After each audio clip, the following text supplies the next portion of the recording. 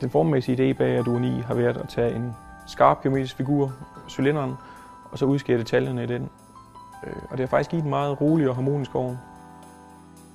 Et klart sigte i udviklingsfasen har været at få så stort som muligt indkig til flammerne.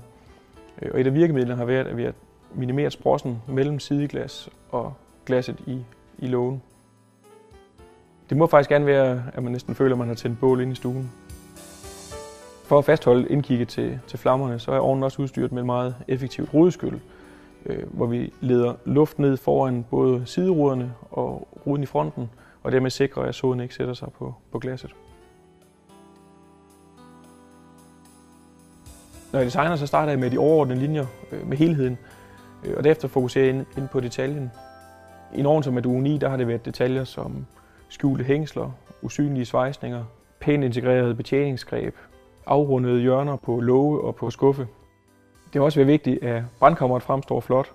Derfor har vi arbejdet med et relief i isoleringspladerne, som understreger de vertikale linjer og fremhæver højden på brandkammeret. Udover det visuelle, så er funktionen jo mindst lige så vigtig. Blandt andet så har vi udstyret ovnen med Adutronic-automatik. Med et enkelt træk så aktiverer man automatikken, og så sørger den selv for at regulere luften, sådan så man får den helt rette mængde luft til den ideelle forbrænding. Og i det daglige så giver det bare en helt enkel og let betjening.